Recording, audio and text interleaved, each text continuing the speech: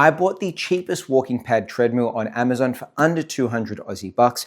This one here had awesome reviews and it seemed like I wasn't paying for any features and apps that I wasn't going to use.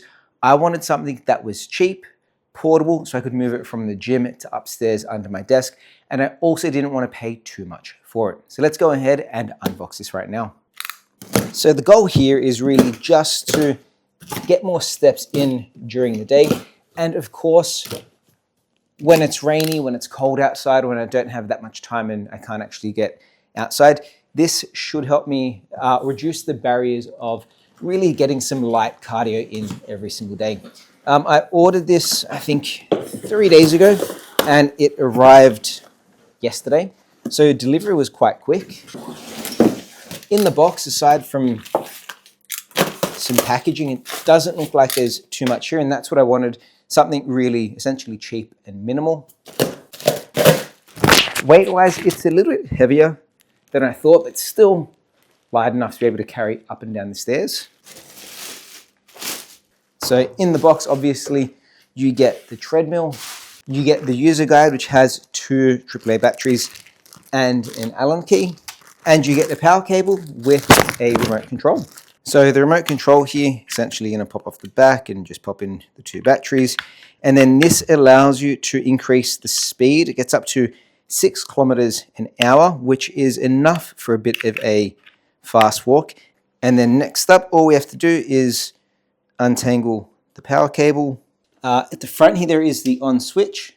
So we'll turn it on for the first time, maybe. So it's honestly just super basic.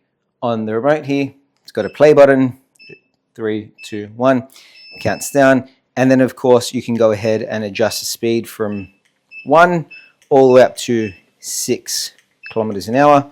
You can press and hold to make it go a bit faster. You obviously aren't going to run on here. It'll beep when you get to the fastest speed. But I don't think I'd be running on this because it is a very small or very short treadmill.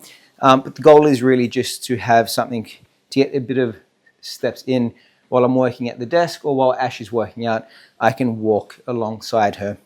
And essentially just pressing the different mode buttons here to jump between your speed, your time, and your distance. And then hit the play button to stop it. If you wanted to add an incline to it, because it is such a small and compact machine, it doesn't have an automatic incline. What you want to do is at the bottom of it, you can actually adjust the feet, but you want to make sure you get them to the right height so that they are stable. And you can add a bit of an incline here. So when we drop it back down, you'll be walking on a little bit of an incline. I would actually recommend probably just keeping it level if you're just using it as a basic walking treadmill. I don't think I'm going to use it much on that incline, just because I do feel like it might not be as equal or as stable. But for $199, you really can't complain. In terms of the size of it, part of the reason I got this one was the fact that it is so small that I can easily hide it somewhere in the gym or carry it up the stairs. It's not super light, it is still 18 kilos, but it's light enough for me to be able to carry up to my desk or down to the gym. It'll fit neatly under the desk, and it's not loud enough to be distracting during the day. One thing Ash pointed out while filming this was it looks a bit narrow, and compared to a traditional treadmill, I definitely agree. But the whole point about this isn't to power walk and incline walk as you would as aggressively on a full treadmill.